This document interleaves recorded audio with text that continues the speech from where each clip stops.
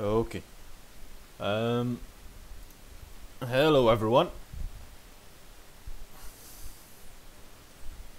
Is everything running fine?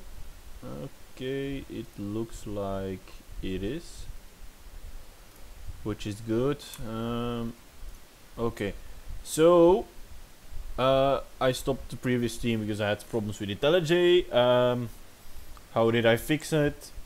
I basically created a new project with all the modules in it, and it works now. Now we get TypeScript errors. So we were at the point of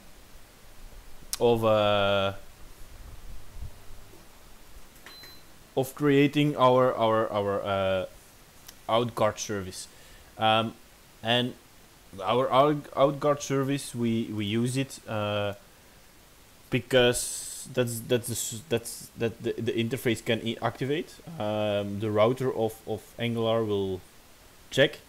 They can activate. They can activate part of the route to check if the user can go to that page or not. If he can't go to that page, then basically Angular says, okay, yeah, you can go, don't do it. And in here we can have some logic. So what we will do here is if this dot well, we first need a new constructor. So we have a constructor private router we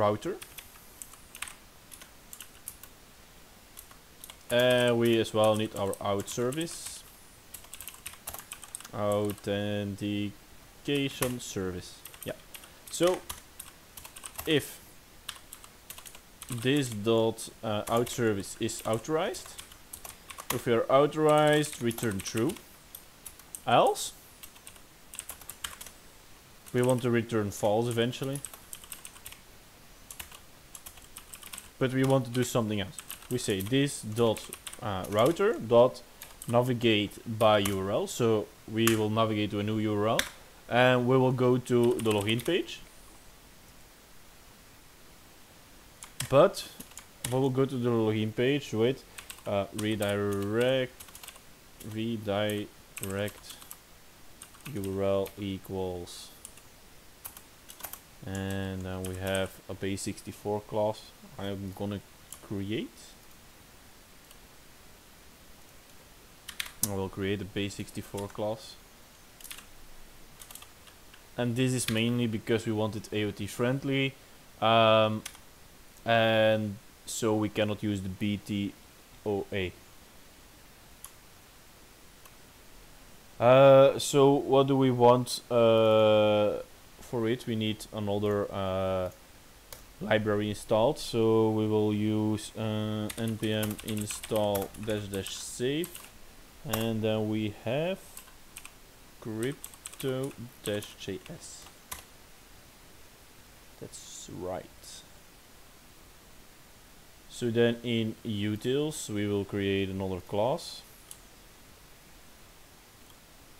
So in utils, new TypeScript file base64. So we want to add it. We say export class base64. So basically we want a public encode.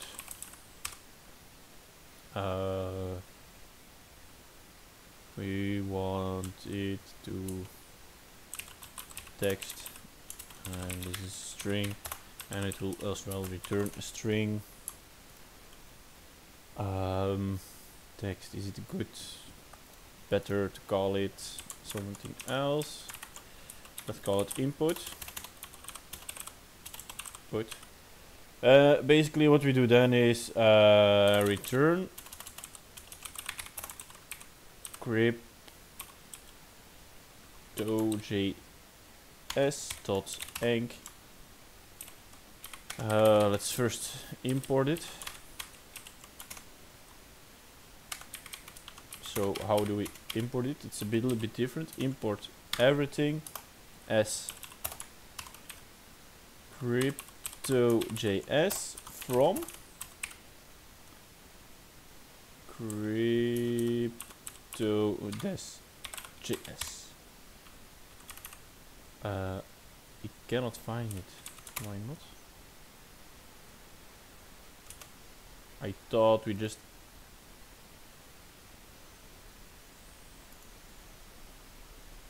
Oh yeah, yeah. Dang it. We were in the wrong folder.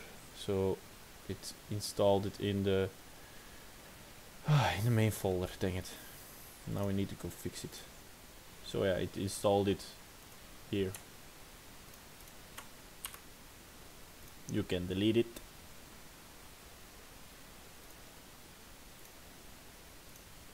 We will delete it afterwards.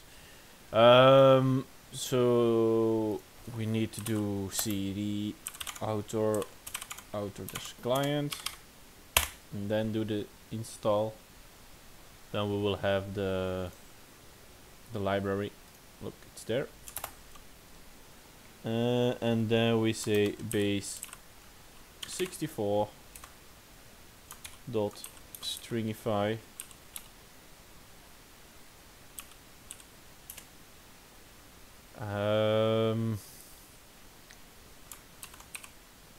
crypto.js dot enc dot utf8 dot parse, and then we have input.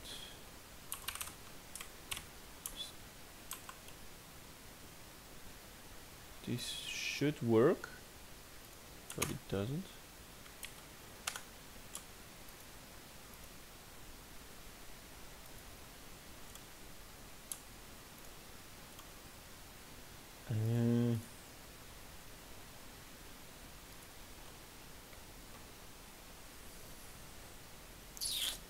Let's look it up.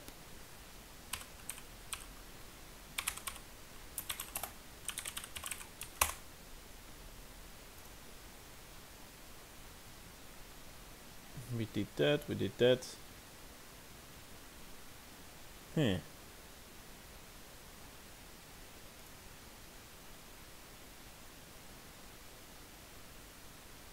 Why is it not working?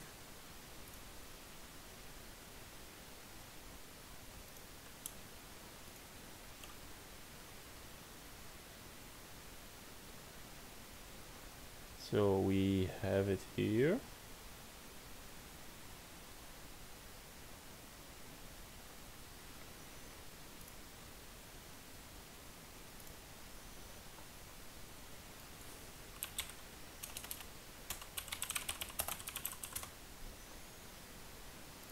We need to install types, I think.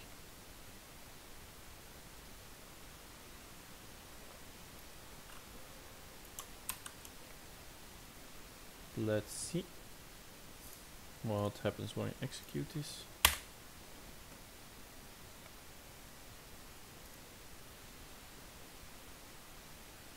It should be a dev dependency. Dang it! Doesn't matter. We'll move it. We will move this one to somewhere here. Now we should be able to... Yeah. So, yeah. That was it. We had to install the types. So that is the encode. And of course it will be static. Now we have public static decode input string. We return a string. Return crypto.js dot enc dot base64 parse, and then we have input, then to string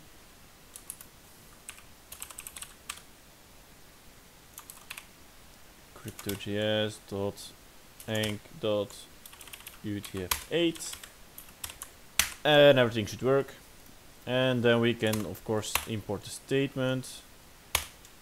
We say encode, and then we get the current URL, so state.URL. So what this does, basically we set a variable when we log out from a certain route. It sets the redirect URL, so when you log in you go back to that page again. Oh, we need to implement it still, but yeah, and indeed we missed something from the constructor. Done and done. So this is our outguard service. Still, Angular doesn't know which routes needs to be protected and which can be open. So what we need to do there is basically go to our router module here, and every page that needs to be protected needs to have a can activate, and the can activate has then out guard service, so Angular knows where to find it, and that's it. So now dashboard is protected. So if I would go to the client, we would give in dashboard, it would go back to nothing. Oh, great. Because outguard service is not okay. Yeah. So we forgot to do something in the shared module. So basically we created services. We need to add them as providers. So we have an authentication service. We also have a REST service as well. We then as well have an outguard service. We reboot our application, and we go back to dashboard, and we redirect to nothing. So I will say that it's still not working.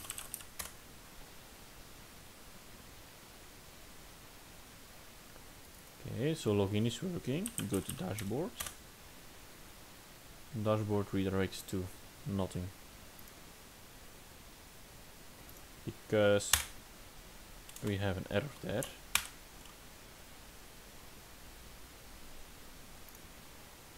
Okay.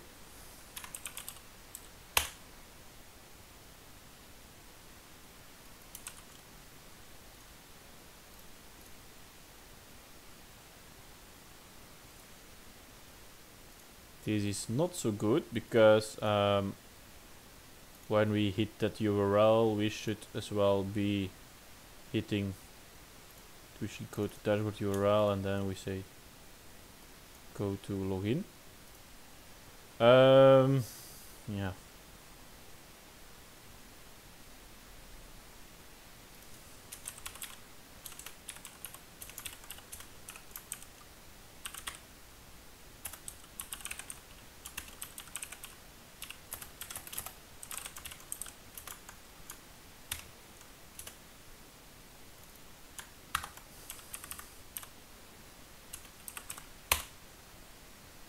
Let's see if it posts our console log. Okay, we have an error, which I like. So now it says we have no provider for the JWT. Yeah. And that's because I made mistake in there, if I remember it correctly.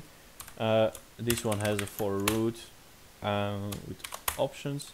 You need to set the config, and config is token getter, which we need to basically implement with no dash token. And now it should be able to boot up. Yeah. So we go to dashboard. You see that we redirect with this one, and that's our base64 encoded string. Okay. That's nice. So that works. And we see our outgoing is called. So we will remove that piece.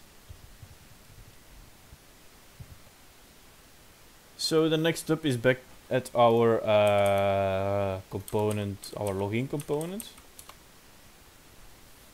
We will have a public method, public submit, and it's a void. So what will we do on that part? We will basically be saying if this form is dirty and this dot form is valid, then we can send it out. So we will say this dot, we will first extend our base component. So I will have one global loading, so not per section, but I will have one global global thingy. So we have a public loading, which is void, and there we say emitter service dot off loading dot emit true. We have as well public done loading,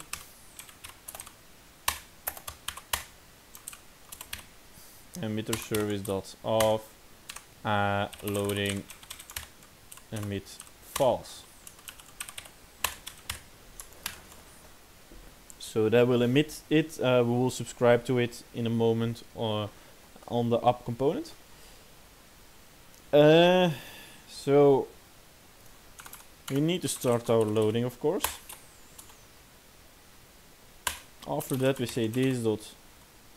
I want to say out service, but we need to inject it. So private out service authentication service. So out service dot authenticate, and then we say this dot form dot get value.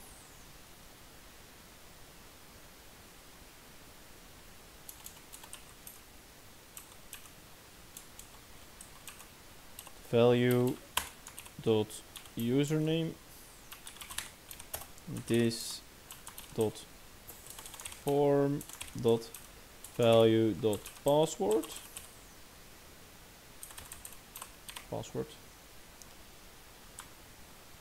Then we have our pipe, take until this dot ng unsubscribe, and we subscribe to it. So we have rest called boolean. If rest as well, we do emitter service dot off user logged in dot emit true. So we can handle it in another component that we are logged in or not. Then we have if res. We need to redirect to the redirect URL. So we need a router for that. So And after that we say this dot downloading to stop the loading. So our redirect URL, well, basically in our login, like we saw, we can have the redirect URL get parameter, the query parameter, or we don't have it. Then we need to go to default route, so we will implement that part. So we start with injecting our router to our class, router here.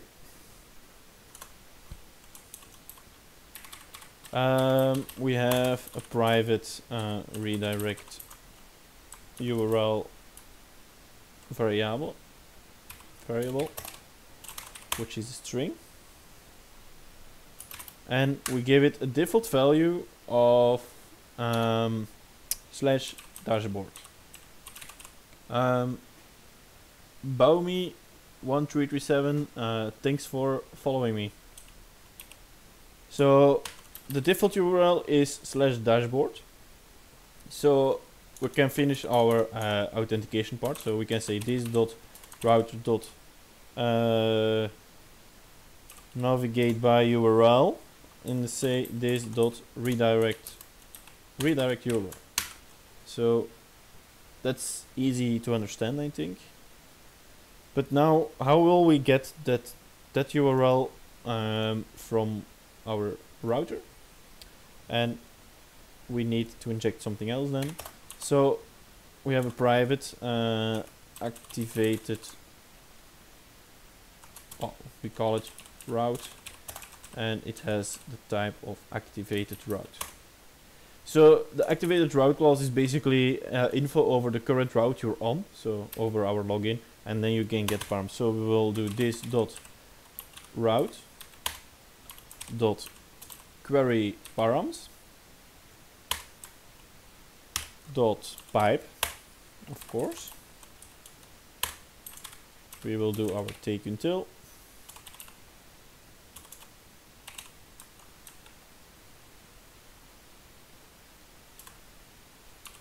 This dot ng unsubscribe.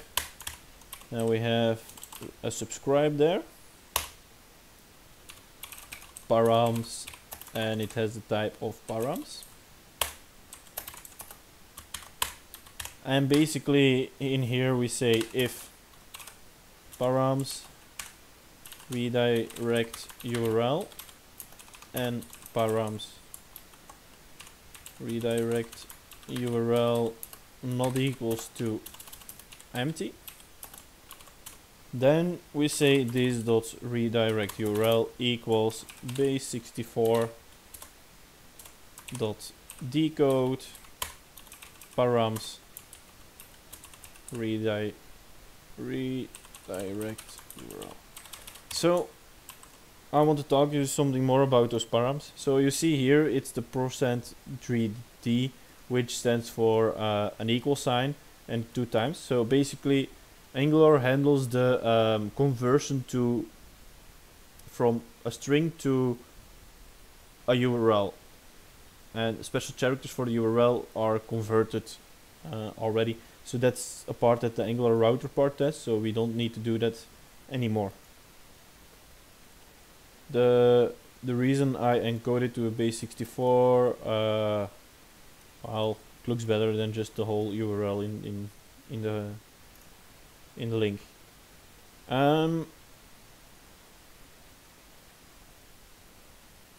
We are missing one piece, so we know that our authenticate can throw an error. So what we will do is we will subscribe to this event emitter.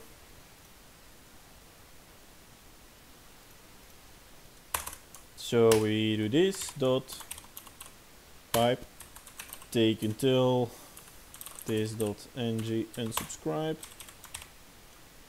dot subscribe. And I will keep my coding conventions. So here we have an error, which is then a string, and we will create a new public value.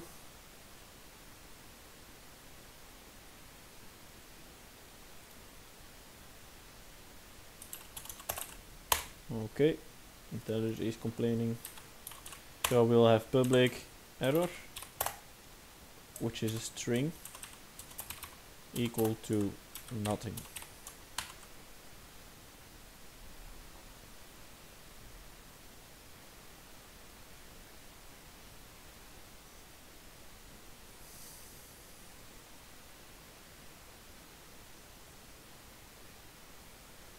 See? IntelliJ is always complaining.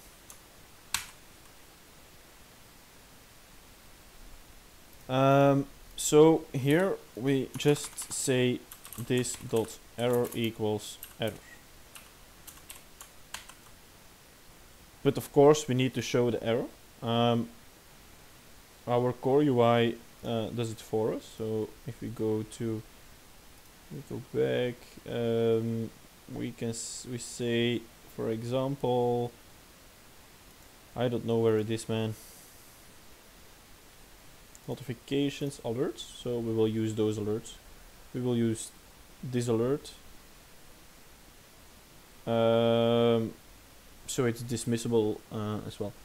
So Selmach, it's not so big question. A CMS is a content management system, which, well, I'm creating content management system for a website. So basically, non-technical folks who are way better at writing text and stuff can create a website with a CMS. That's the purpose.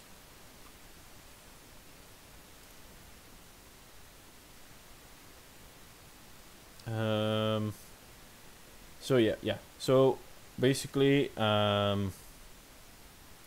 it's not hard because it uses ngx bootstrap. I can look it up for you guys. ngx bootstrap.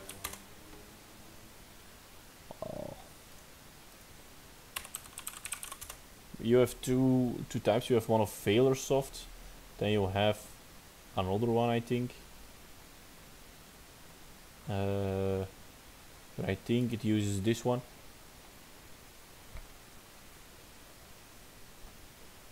So and then everything bootstrap related you can go to the get started, you select bootstrap 4, here alerts, and then you can see how you can add it to your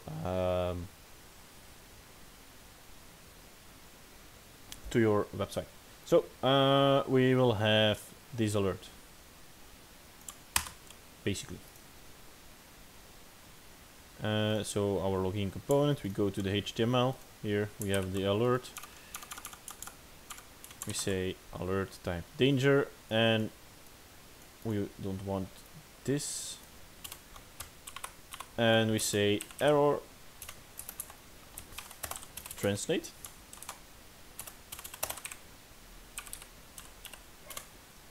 But now it would always show, so we say ng if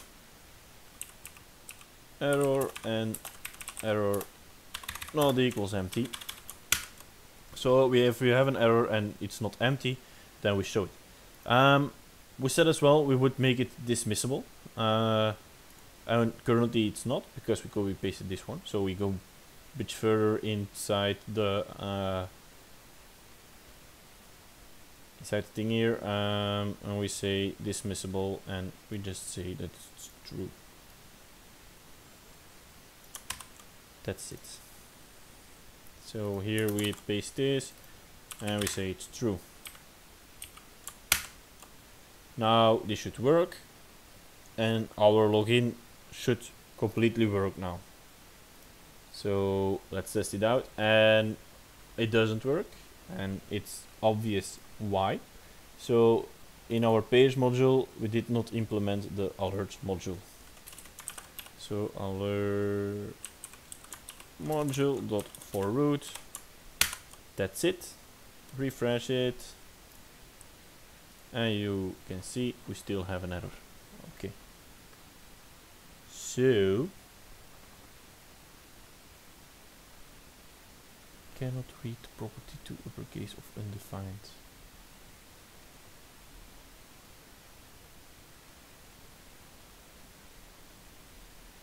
What?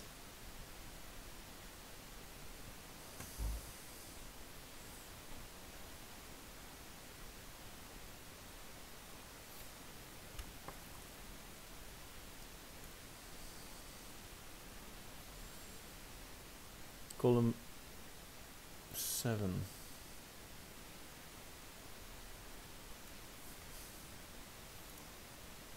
Comma module alert shared. Well, this is weird. This is really weird. Dismissible. True. ng if type danger. What's happening?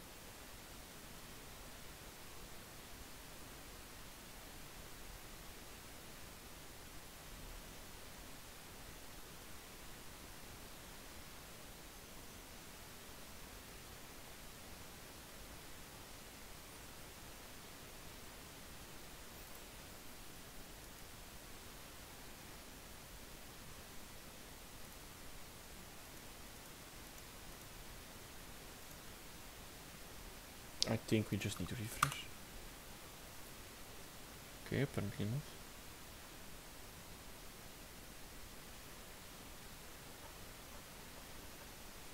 Okay, so cannot read to uppercase of undefined. But we don't have an undefined. Where do we have an undefined?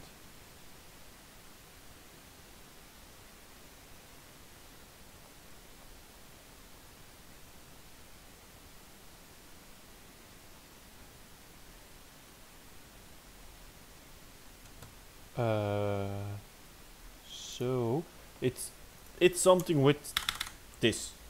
That's for sure. Yeah, because now it loads. Okay. Is it something with error?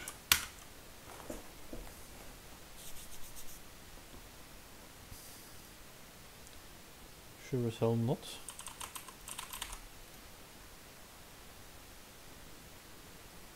Cross origin are only supported for protocol HTTP, data, Chrome, extension, HTTPS. Okay.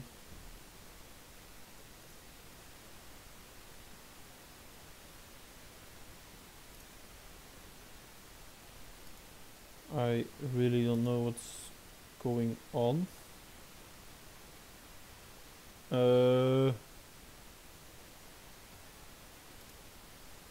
Now it should say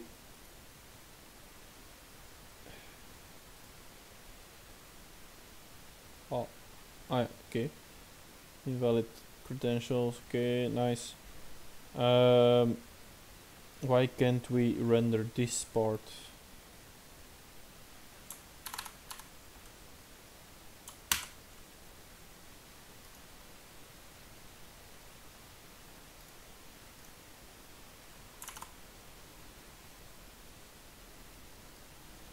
Remove the ng.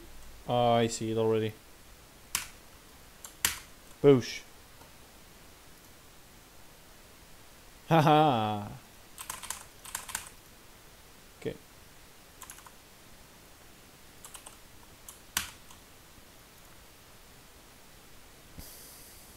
So we still have the error of networking.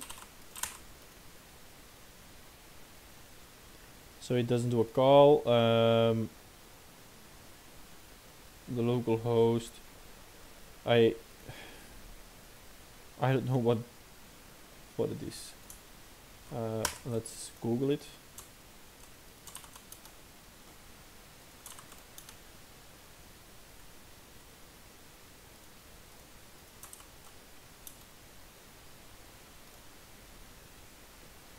Huh.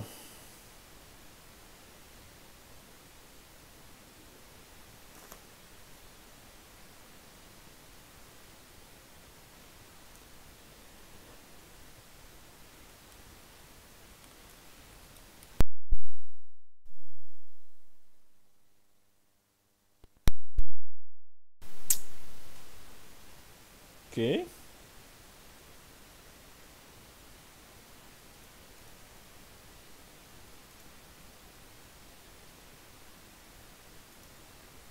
I don't see. Wait. Oh. A real small typo. HTTP. HTTP.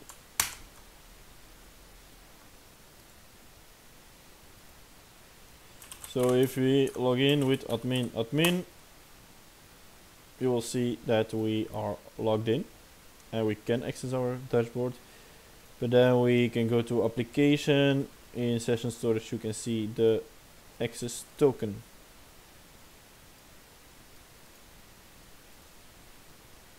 Which is, and the refresh token, which is fine. So that's how we log in. Marulo, hey, what's up? It's going good there.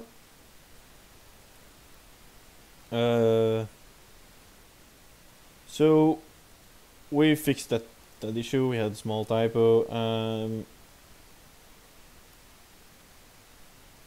So we can now log in into our application. So we'll do a commit.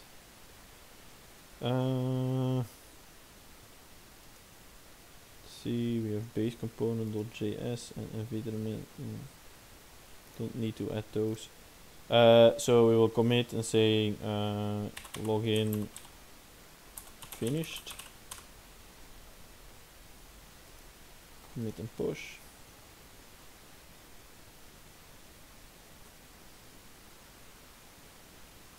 Commit and push. Commit and push.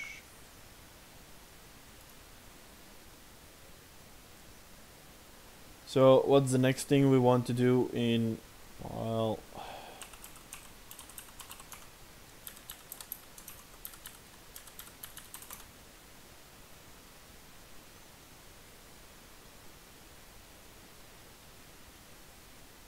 so what's the next thing we want to do? Basically we want to manage users. That's important to do. So we will need to create first the backend, and then we will implement the front end, of course.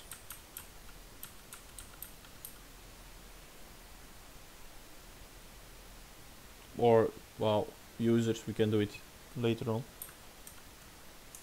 Maybe we should do, well, so basically I was thinking for my CMS, making it a multi-site platform, so you can host multiple sites with one CMS. So let's create a site manager for the start. So we need a CRUD to create a site, to update the site, to delete the site, and to what do we as well want? Create, update, and yeah, get a list and details. So let's go.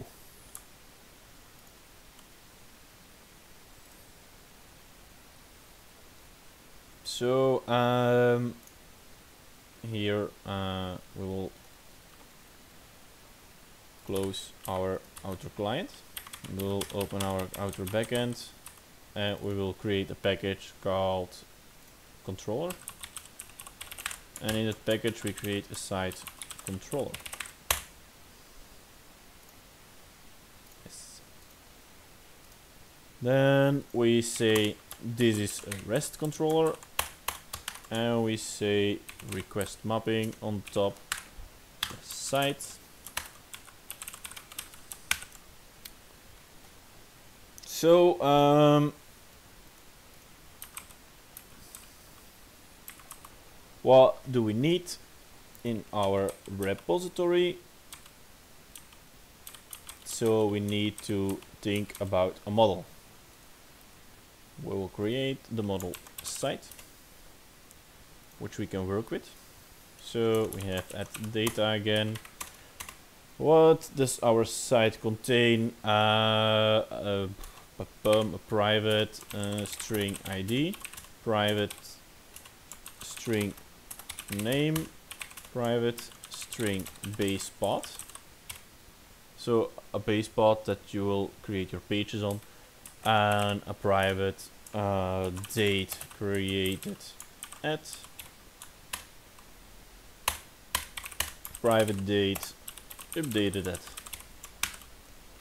Okay. Then we of course have our service. We have a Java class, which is an interface site service, and these return optionals, which is great. So we will have a site create, and it expects a site. A site update, which expects a site.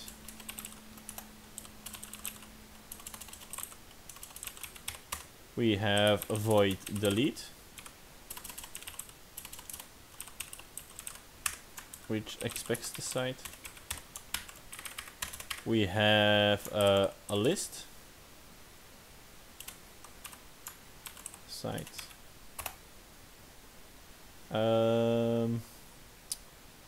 How will we call it? Get or find. What's the best?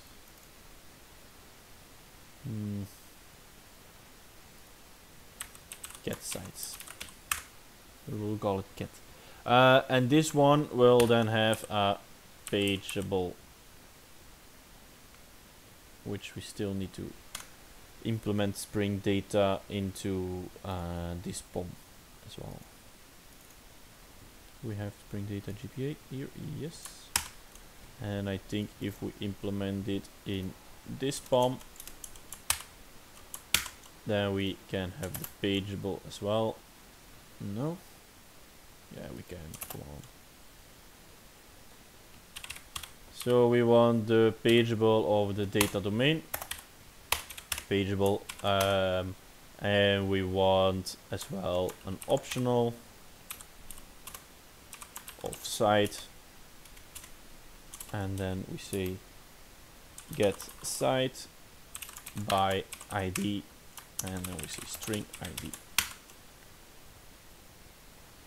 So that's what we want as methods.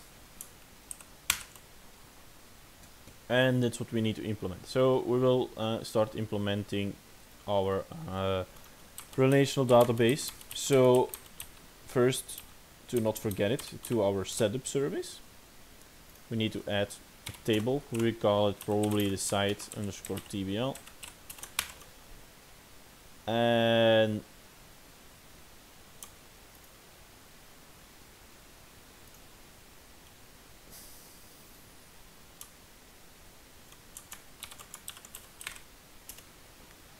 oh, of course, yeah, okay. I reinstalled my IntelliJ, so I don't have the Lombok plugin. Wait. Yeah, here, Lombok. Search in repositories. Lombok plugin.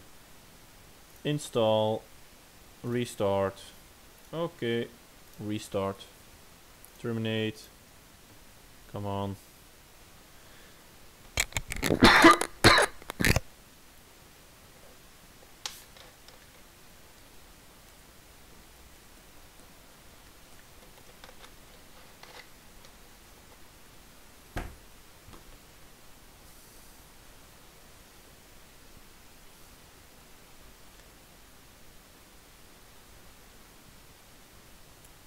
And we're almost up and running again. Come on. Okay, we can continue once more.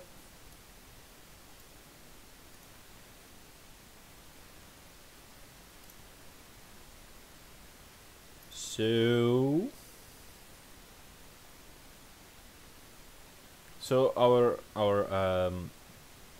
this server will now take into account the setup TBL server. If it's not created, it will drop and create it again.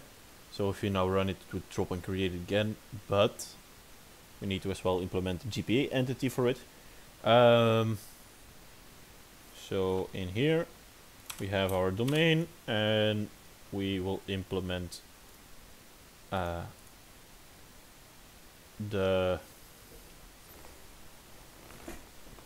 class site. So we implement site db.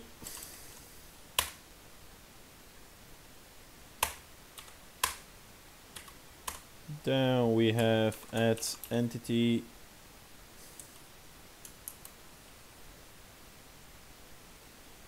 It's indexing again. I love it when it does it.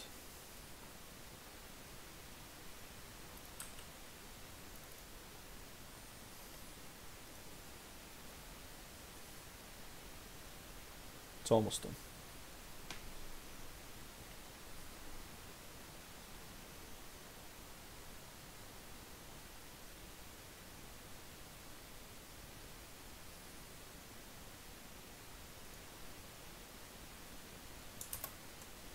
Can we already have code completion again, please? Okay.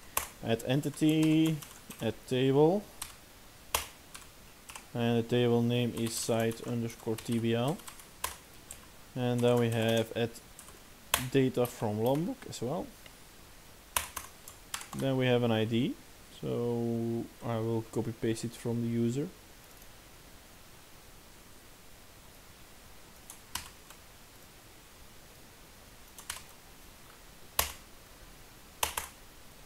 We have a private string name then it was. We have a private string base path. We have private that we can as well copy paste. So that's the same.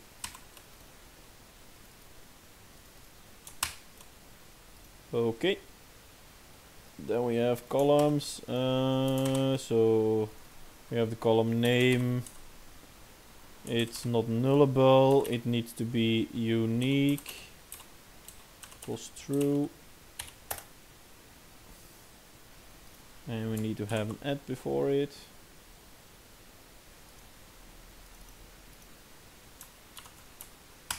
For the base path, it's the same. It needs to be unique. And we will set the length to 500. And that's our site DB class. Site DBL needs to be name equals. Okay, so this is as well done. What do we now need to do? We need to create our converter, just the same as our user converter. So we will create ours. So we have a Java class called site converter or mdbs. Okay. This one implements converter. The API is site. Now we have site db. Implement the methods and say that it's a component. Site converter or mdbs. Okay. So that's it. And then here we say if so. What was it again? Yeah. Okay. So site db equals new site db if update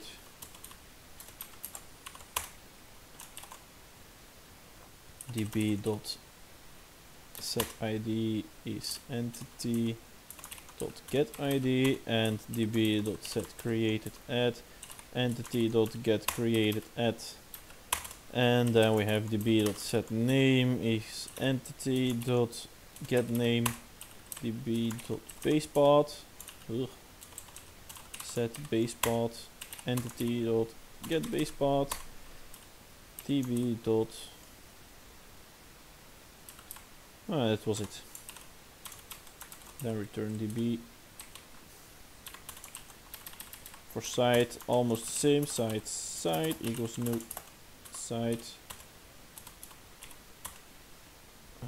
call it db site dot,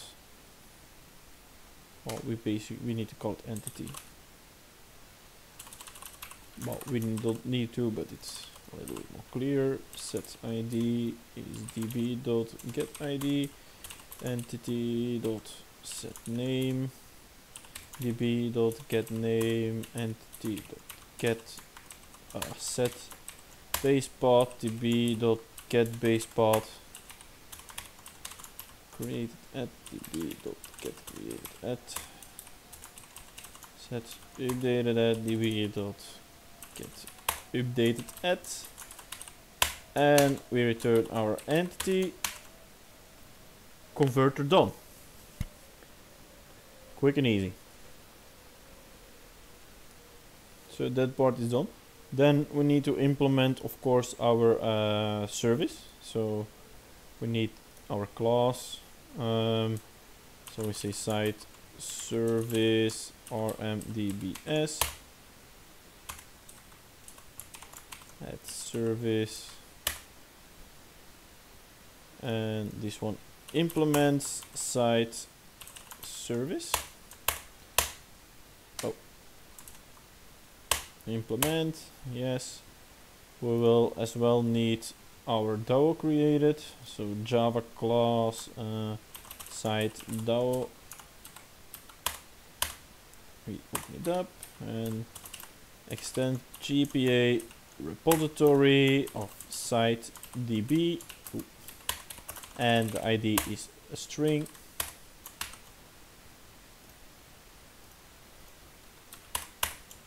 So our site service will have a constructor which will get it will get the site DAO.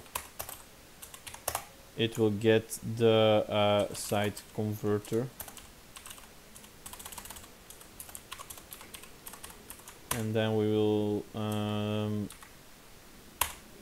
say this. And I think that's what we need to implement it. So what we now need to do is here site DAO dot find all via pageable. Then we need to map it with the site converter from db.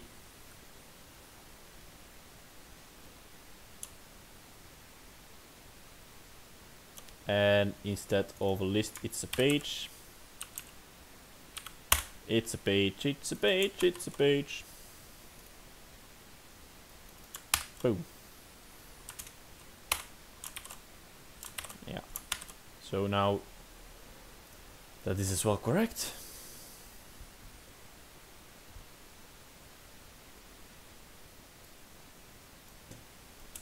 here we as well say so that find by id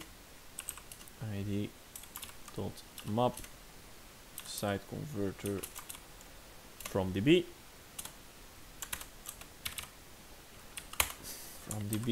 and here we say site DAO dot save and flush site dot, so we say site converter dot to db and our site and false. That's our first part, and then we as well need to say site convert dot from db, and that's our line of code. We will do it for the update as well. We say here and true. Then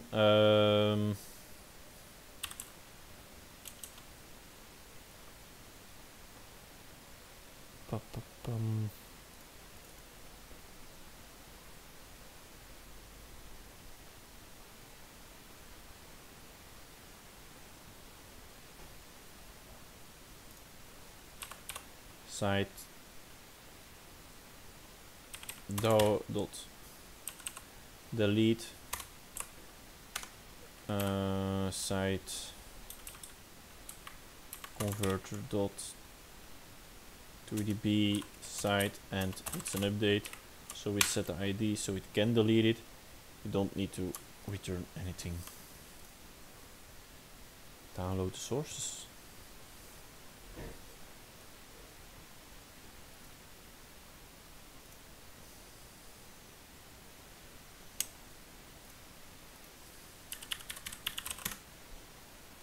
So the delete, I want to know how it works.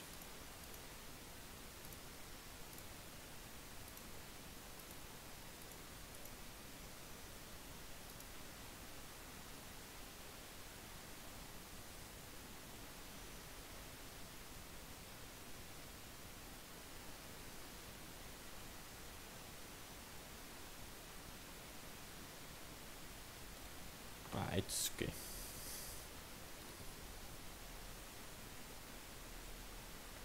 So basically our basic service is done. Well, yeah. What do we now need to do?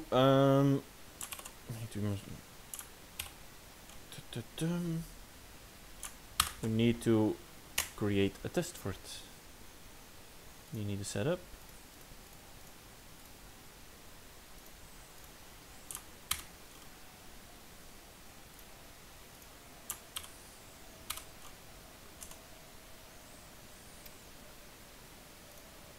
So what do we need? We need an add mock for the private site DAO. We need a private site converter, and we need our site service, of course. And then we say mockito annotations dot in mocks this. Then we say site converter equals new site converter. Then we say site service equals new site service, site DAO site converter, and we can use our service. So we can test the pages and stuff of our Pig Nation, but it's already done by Spring, so I will only test the success scenario. I believe in not testing everything you can come up with, but in testing what is logic to test. So when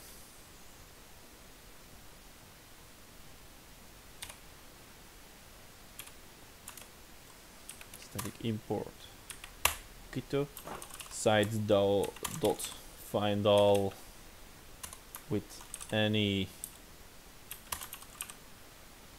pageable class, then return a new page. Implementation with a private method get site db list with the size. Well, we just give it the default size, which is fine.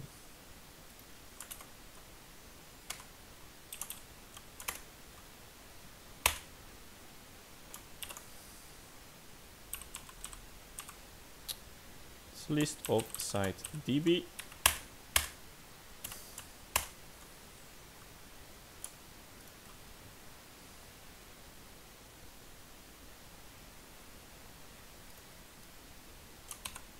So it's this. We will have another method, site db get site db. So site db equals new site db. There we say db dot set id db dot set name is name.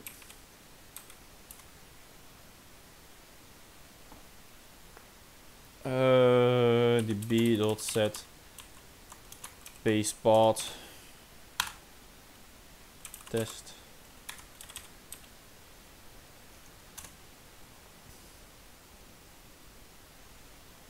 And then we basically say b.set create add new date, db.updated set update add new date, we return the db, and here we then say list site db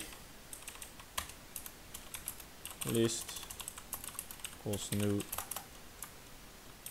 array list for int I equals 0, I smaller than 10, I plus plus, list dot add get site db, return list. Easy peasy.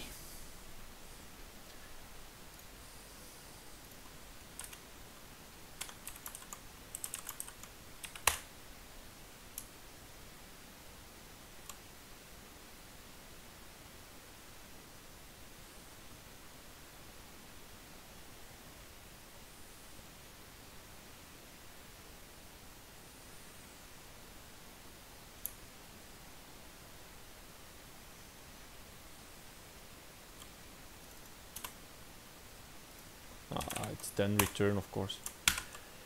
Okay.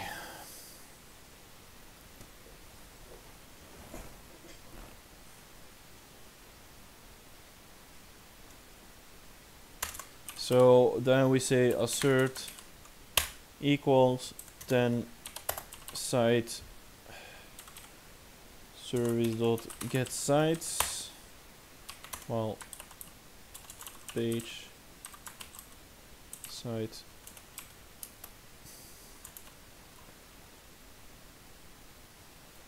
page equals site service dot get size page request of page 1, and we want 25 for example. Okay, page dot get total elements, verify site converter dot from db any class of site db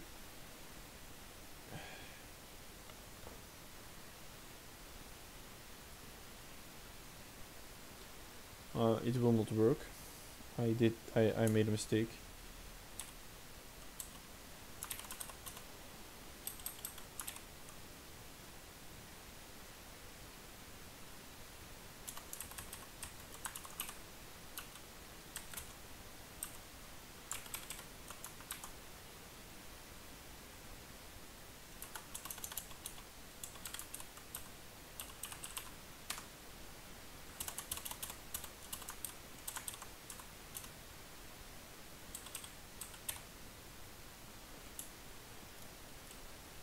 We will need to create something more in our converter.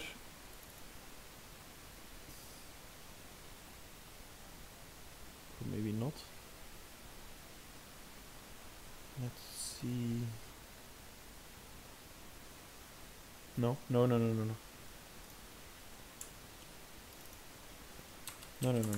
SciDB, the API was changed.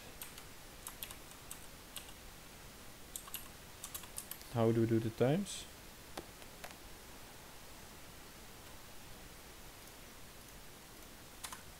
If you don't know the answer, Google knows it.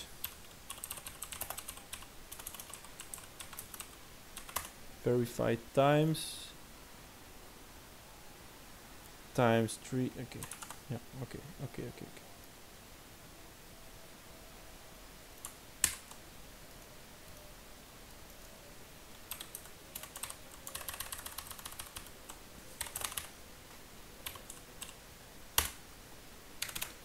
So what do we say here? Our from DB should be called 10 times because we have 10 results.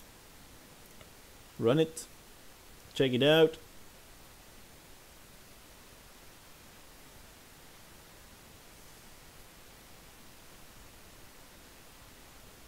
Dang it. It's not a mock.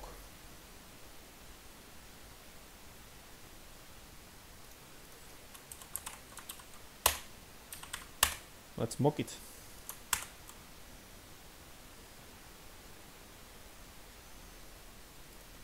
So when site converter dot from DB any site DB class, then return get site. We need to create it. It's basically copy paste.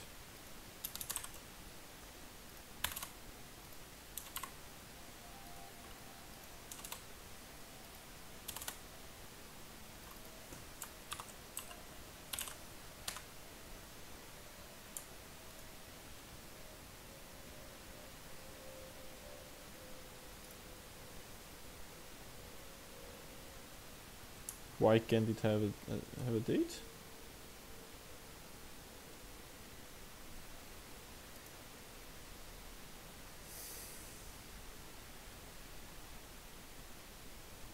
I made mistakes.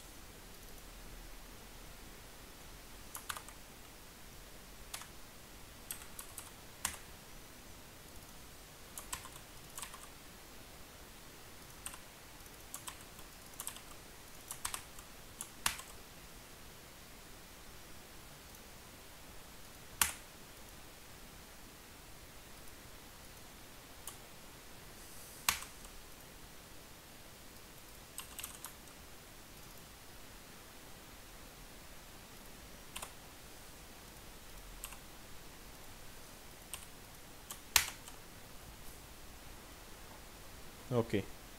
Let's run it again.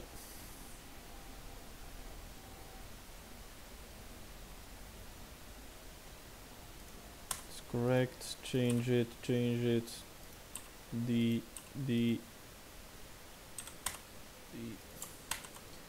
I think I made the same mistake for user, by the way.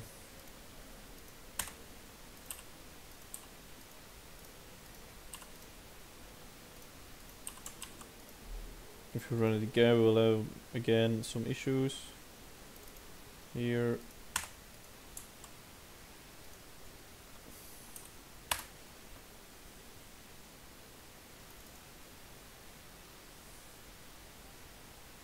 Let's run it again. Let's see. Here we have some issues with the D.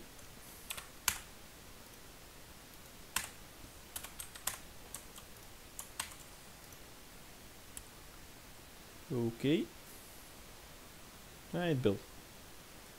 So we can run our test now. Let's see if we have a green one. And we have a green one, so we know that our site converter is called 10 times.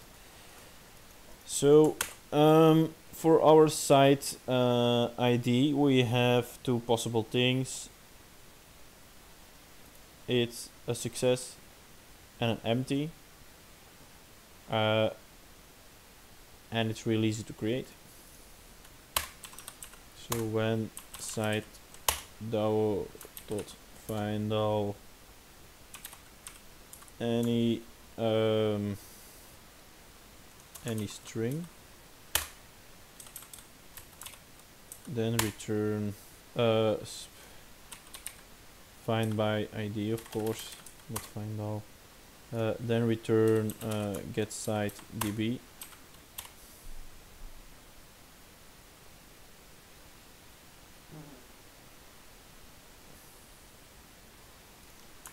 Optional off site DB, of course.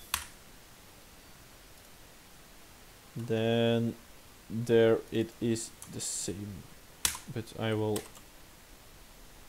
move it to here.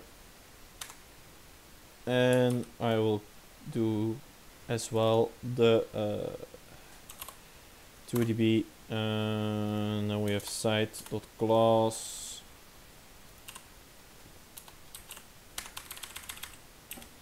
and any boolean, and then we have get site db. So basically, if we call the 2db, then we return it as well. When we do it here, we only need to set it once, which is an improvement. Here we then say assert true. That well, basically optional site results equals site service dot get site by ID, and we call it just ID. So result dot is present, and we verify that site converter dot from db, and we say any site db dot class. Because I love writing unit test.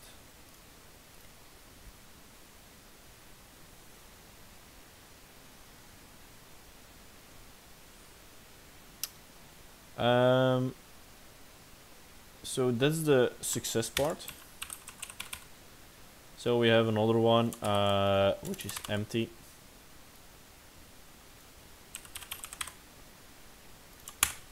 And this is then just assert false. And that's it.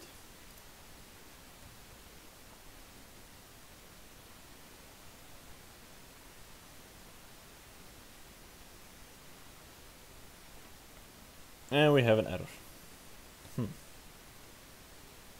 Because we say this, and this needs to be empty.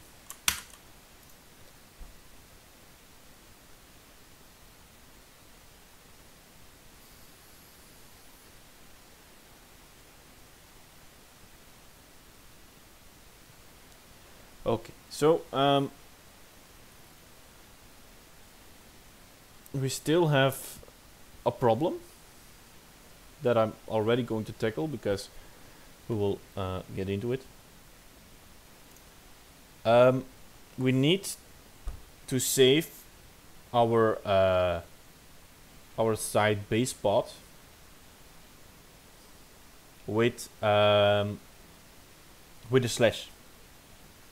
With not with a slash. So, but if they give it to the API,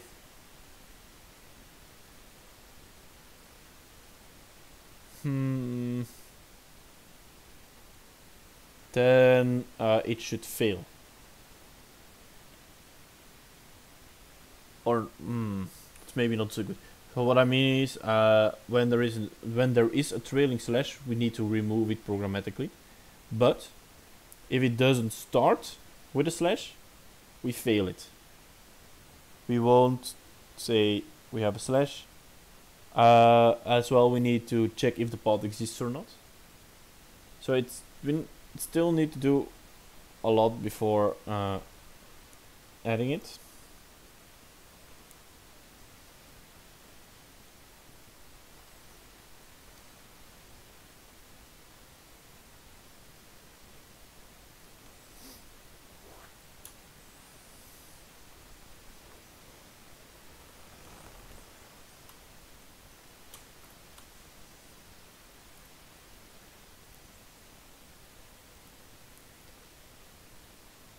So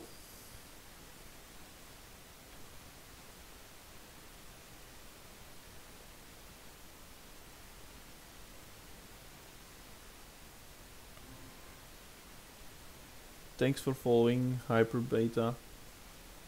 Heartbeat. I cannot see your name, man. It's too difficult.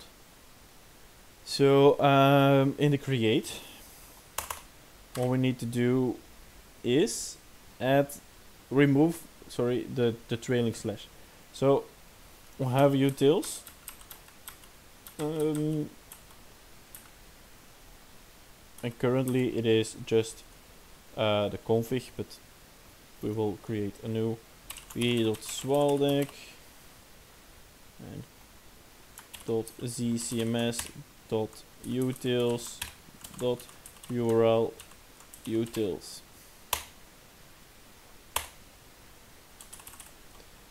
It's a final class. It has a private constructor, so we cannot instantiate it.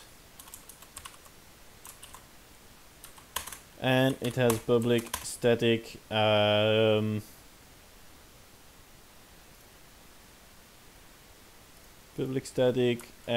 string, remove trailing slash string URL if URL ends with a slash. We say we return the URL dot substring 0. We have then URL dot length -2. I think. Let's quickly Google it. Java remove last character from string. Let's quickly look it up.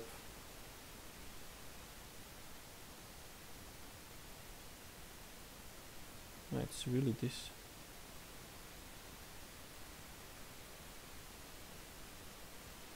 It's -1.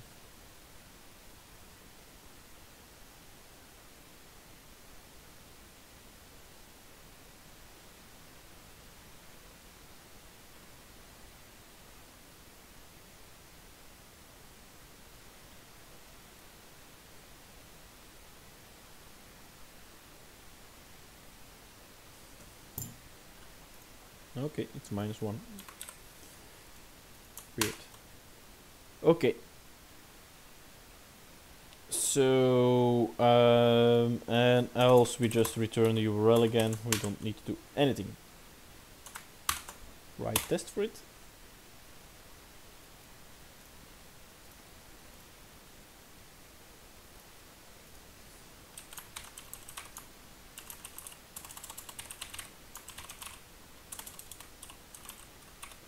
Those are the easiest tests we can write. So assert equals test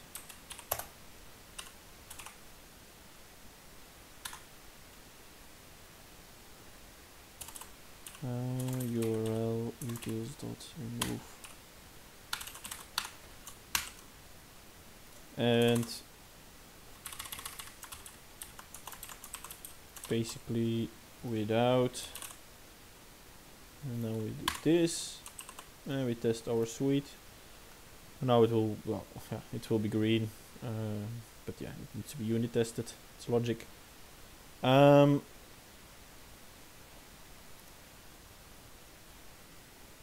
So that's a part we need to do.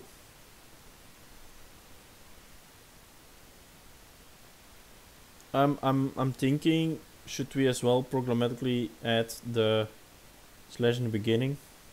So yeah, we will do it. We will do it. Public static string at beginning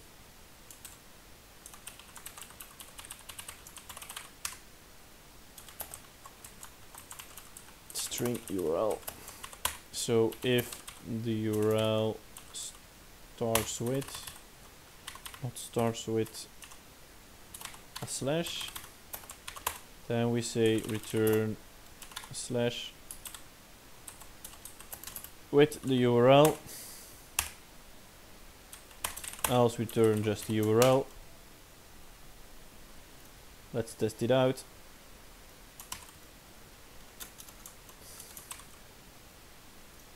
We need to copy, paste.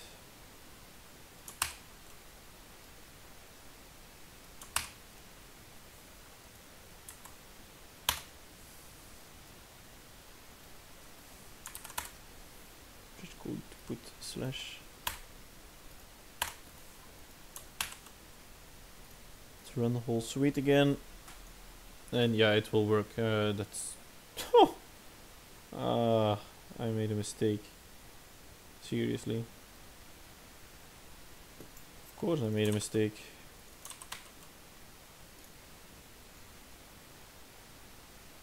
But not in the actual code. No. Okay, so we have our URL details. So in our create we need to say set base path site.get, so URL utils. I will create another method that uses those two. It's way easier. Public static add slashes string URL, so we return remove trailing slash add beginning slash and with URL.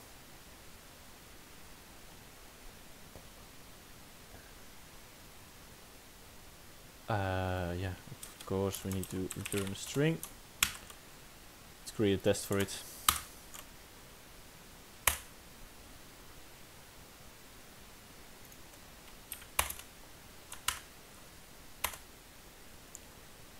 What was it called? Slashes.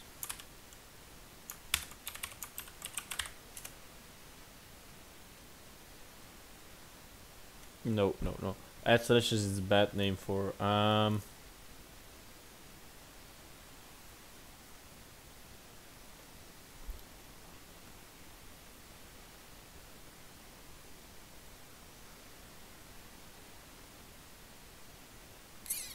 well, we will say optimize URL.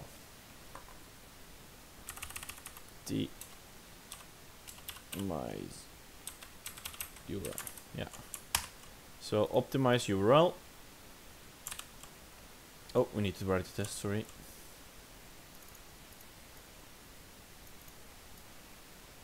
So we say optimize URL. So we do assert equals slash test URL utils dot optimize URL when we say test slash. Then we test both cases in one and it works. So in here we can say on the site dot get base path. So we'll handle all these thingies. We do it as well for update. There we update it.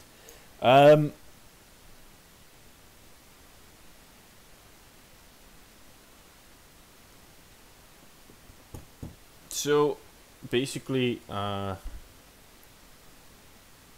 we do not need to test the base path anymore because yeah, of course we do the optimize URL, but we tested it in here.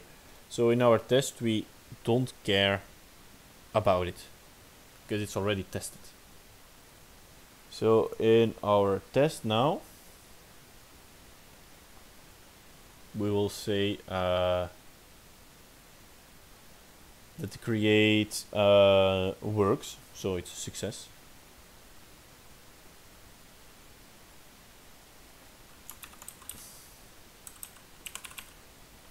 So when the site DAO dot save and flush is called with any site DB class, we need then return get site DB. So we have a site which is site, so we say site DAO dot site service dot site service dot create. We get the site, we assert not null, site. We verify that site converter dot 2db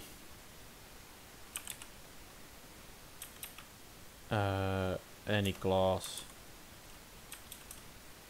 with site dot class and any boolean is called, and site converter from db with site db. We remove this part. So what we're saying here is check that our site is not null. We say if the site converter to db and from db called, because we both need it. Let's run the test.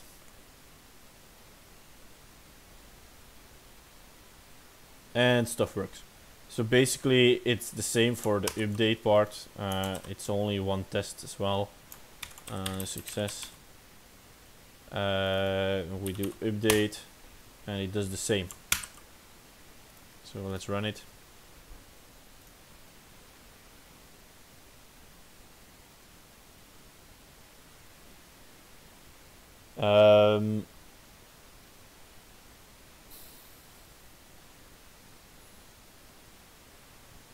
The delete is basically verifying that the DAO is called. So the site service dot delete get site by get site db get site basically. Sorry. So we need to verify that this is called, and we need to verify that site DAO delete with any site db is called, and now we know that it's a success.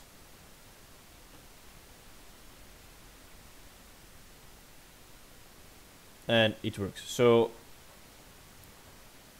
yeah, everything just works. So that's our repository part basically. If we run our outer backend, it should set up the repository again, because we changed something. And it crashes because of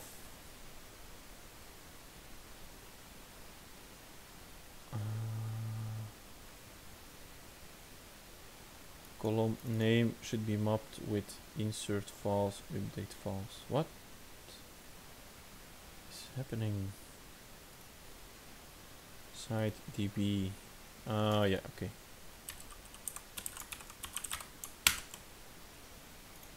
So we run it.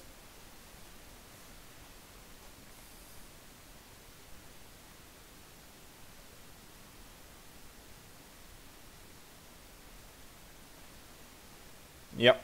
Okay. So we go to our ZCMS stream, we refresh it, and we still won't see the table. Huh?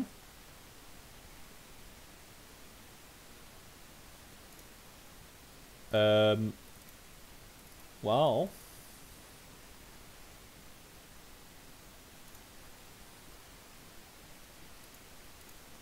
yeah, I forgot something.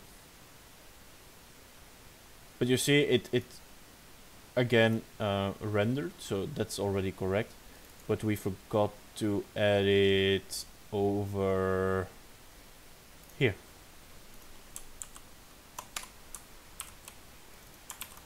Site db, run it again, and the table will be there.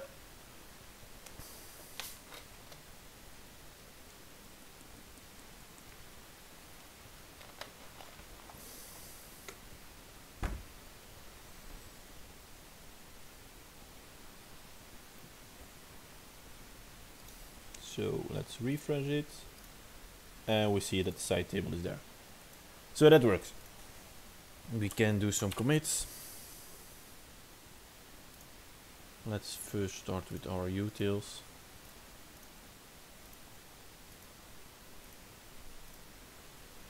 So our utils, we can say URL utils created, commit push.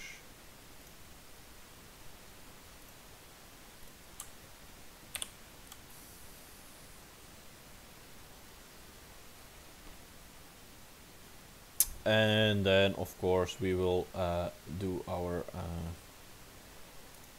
repository part, site and site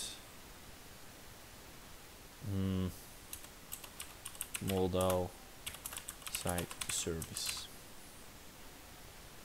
Let's call it like that. Commit and push.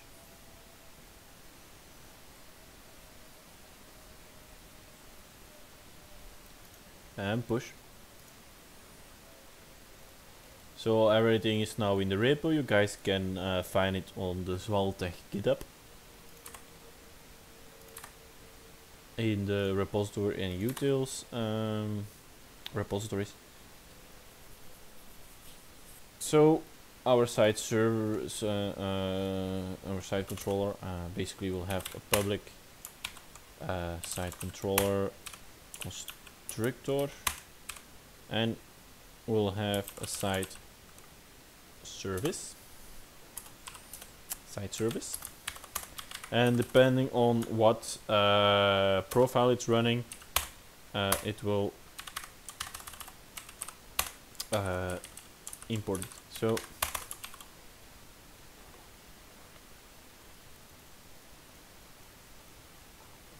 okay.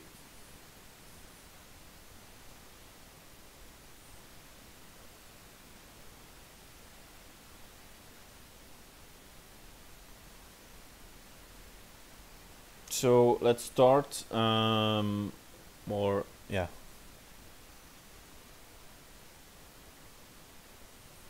We'll do one more small thing and then I will end the stream because I'm getting a bit tired.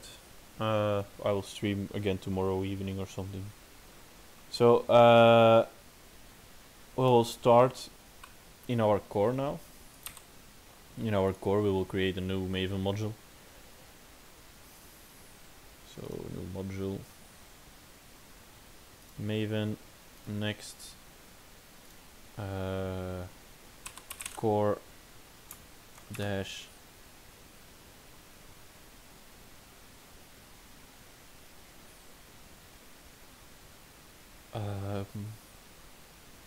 common. So it's that we use this multiple times in via the core. We call it core common. We finish and we edit, and we add a new git ignore file.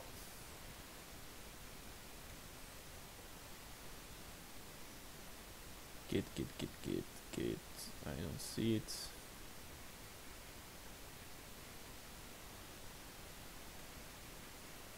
Git.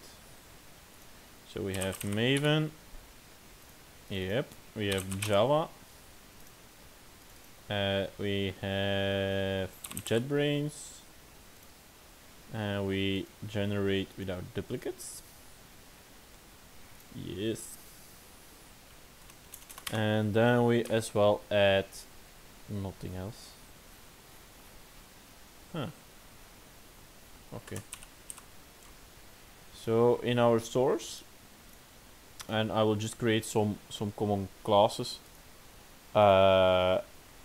So we will add a package be.zwaldeck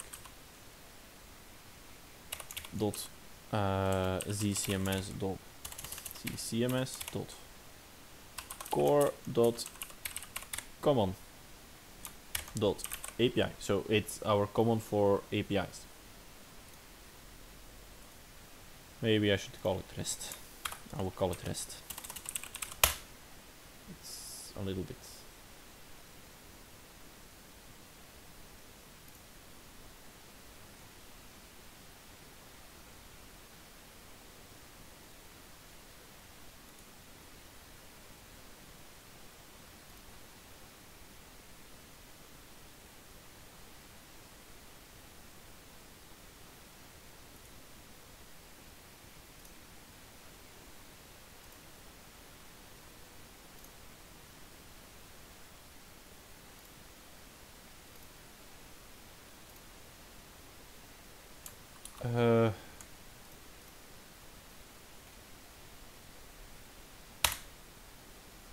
rest.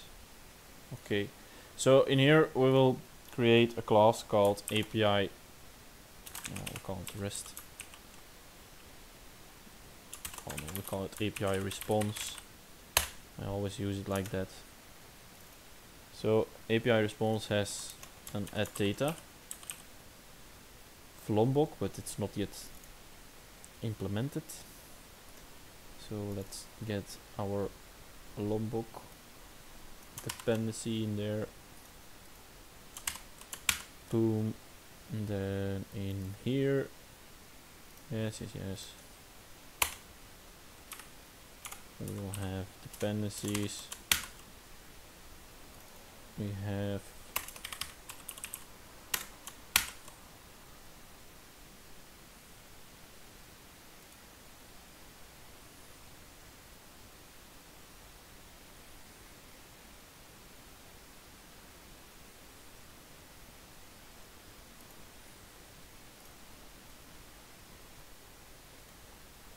okay, so we have add data here from Lombok. So we have a private object data. We have a private page info, which we need to create. This one has an add JSON include, which we will still need to add apparently.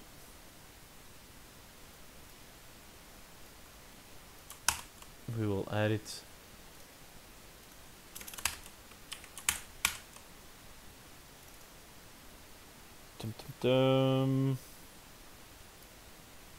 So it is indeed compile, and we have here the dependency.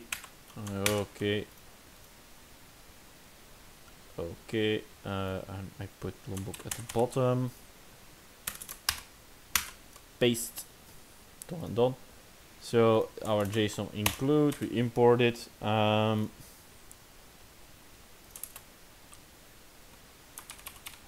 So here what we say with this annotation, we say, okay, only include this when this is not null.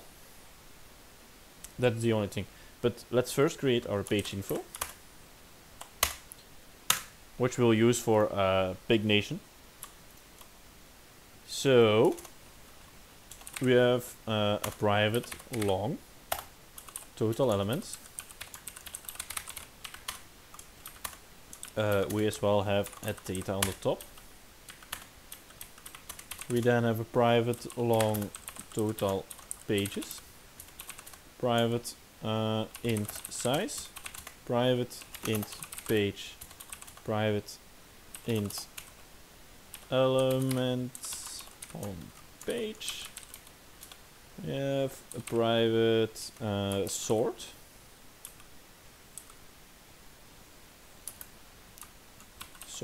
So we will have a Maven dependency. We will have data commons.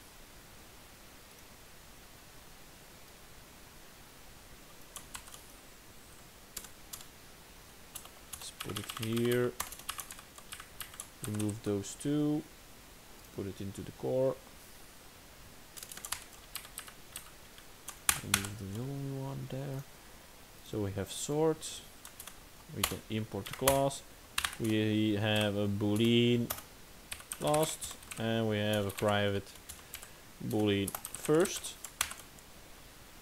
So this we'll use as a response. And in here then we have API response. Well, we have a public static API response create response, and we say here we have an object of data. So we have an API response. API response equals new API response. We return API response if data instance of page. Then we create a page. Else we just say. Else we didn't do anything. No, else, yeah, okay. API response set data, and in here we have a page,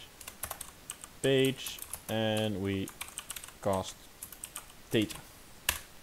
We have a page info, and we call it page info equals new page info.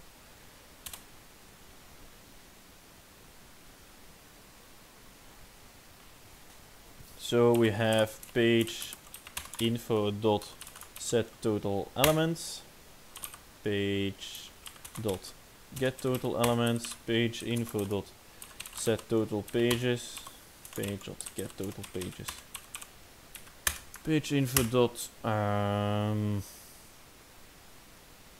set size, the get size, page info dot set page, page info dot get page, get number, sorry, +1.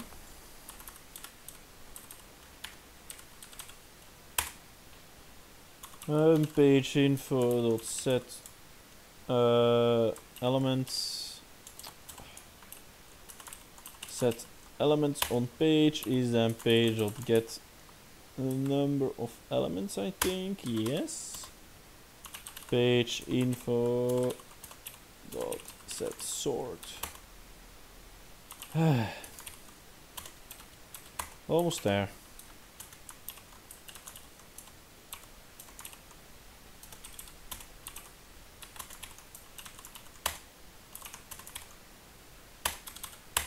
Then we say API response dot set page info is page info, API response dot set data is then page dot get content,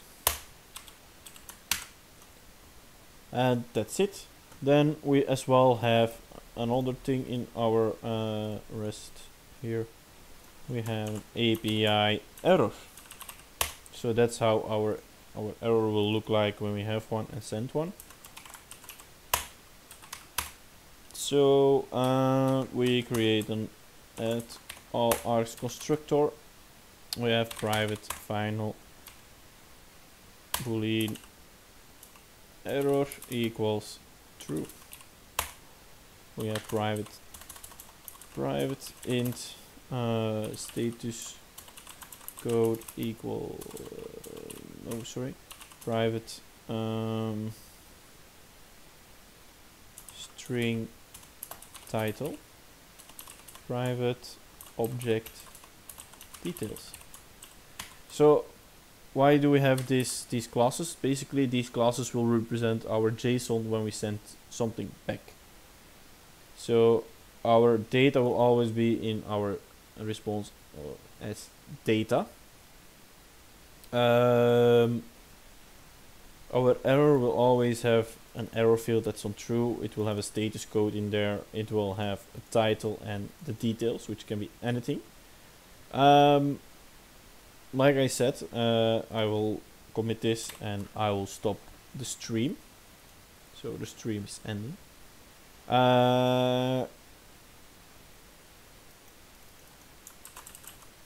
So if you guys like what I'm streaming, just say so. Then I will, when I work on this, keep on streaming it. Of course, I can stream a little bit more in the weekend than during the week, because I still have a job as well. But yeah, it helps if you follow me. I created as well a Discord channel where we can chat about programming, IT stuff, or something else if you want. You can click the link in the Twitch panel below, and it will take you to there. I really enjoy as well if you guys ask questions and I can answer them and help you further on. So yeah, if you like the stream, just follow me and check me out when I stream next. See you guys. Bye bye.